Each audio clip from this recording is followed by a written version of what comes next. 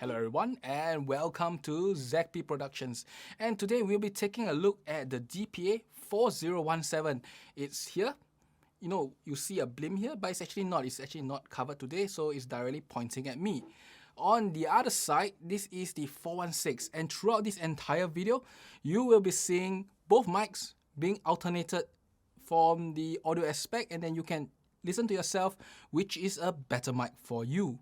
Now, the DPA 4017B is the focus for today. The 416 is something I talked about previously in my video, and you can take a look at the link up there on how I felt about the microphone itself. Now, the DPA 4017B is a really small mic. It's a shotgun, and it is a lot lighter than the MKH 416, as you can see in this video here. In fact, the weight-wise, the MKH 416 is almost twice the weight of the DPA, or should I say, more than twice the weight of the DPA 4017B. Now, what you see here for the 4017B, it's the B version of the amplification and the 4017 version for the front. There are other combinations, and this is kind of like a modular mic.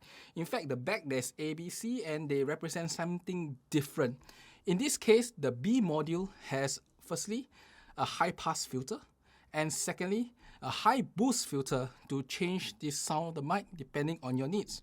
Now, as certain operators, you may need such functions.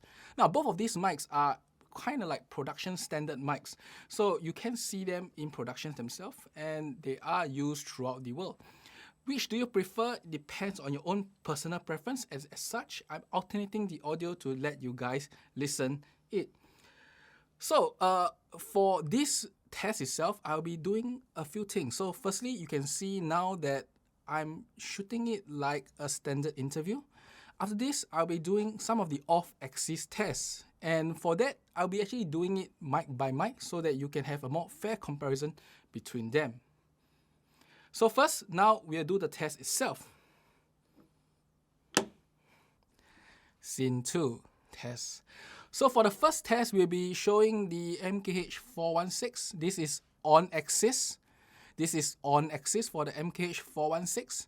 Now this is to the left. This is off axis for the MKH 416.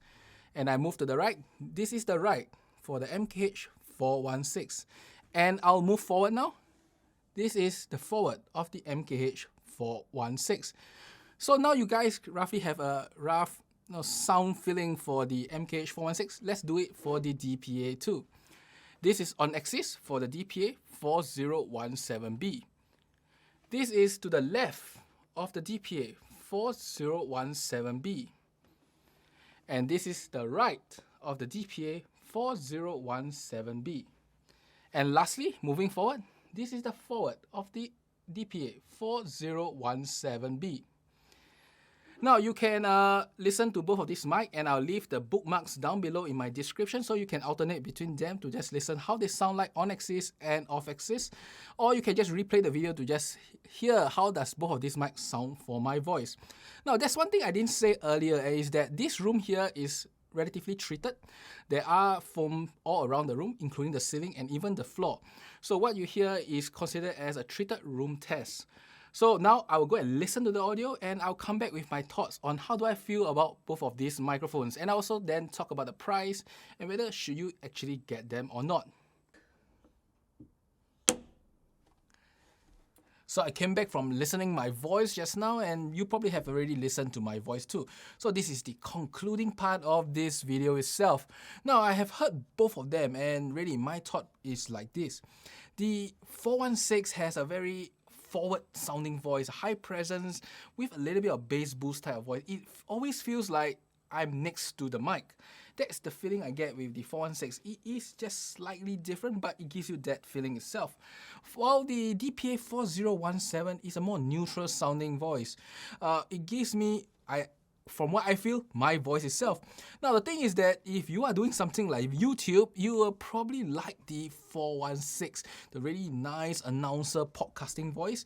While if you are doing general vocal recording, especially if you are a female, you may want to consider 4017 for that more neutral sounding voice, because I don't think any female will want to be very masculine, you know.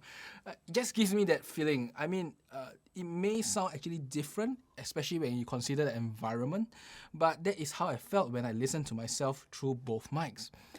Now, there is one thing that I have to say, that if you are the type who like to move around, I think the 4017 actually is a better mic for that, because the off-axis sound has less coloration.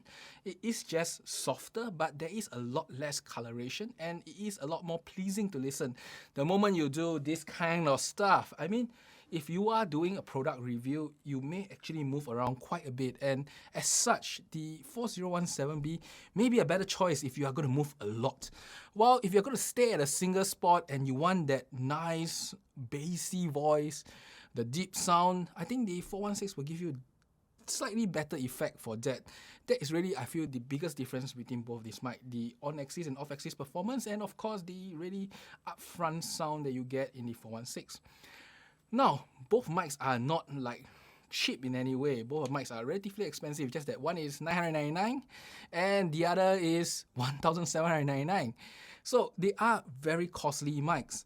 Now, of course, I'm being lazy here and running it through my C200, but if you have a recorder, in fact, now it's actually running through a proper recording device, the Zexcom, and running to my C200 itself. I would say as if you don't want to waste their capabilities, probably running it through a proper recorder will be a lot better than just running into your camera. But of course, for me, as I said earlier in my 416 review, I'm doing this because I just want to, quicken my entire workflow. So plugging into my camera is probably the way. I will still continue using both or any of the mics that I get in the future itself. So in the end of the day, which mic will I recommend? Now, if you are doing YouTube and you are not, I would say, as making a lot of money out of it, and also not only that, if you are the type that don't move around a lot and you want that really nice, strong, bassy voice, a bit of close-up feeling, I think the 416 will suffice for you really. Now, if you want to go further, then the 4017, which is more neutral sounding voice, which can be, if you ask me, I think it probably can equalize better. I think the 4017B will be a better choice in those cases where you want to move around, when you want to have, I would say, as a more neutral sounding voice, the 4017 will probably cut it better. And really, that's about it for today. Before I end, I would like to thank Karen. She actually loaned me this mic here and allowed me to do this review, because obviously I won't be spending $3,000 on mics to just have a fun review, right?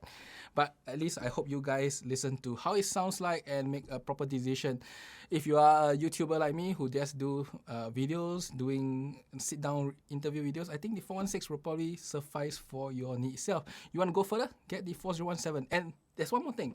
The 4017, as I said earlier, it is really, really light. The 4017 is only 68 grams. I went to check just now, and this guy is 176 grams. So if you are intending to boom it, hang it over the head, or actually work using the mic itself, I think the 68 gram will save you a lot of weight and pain.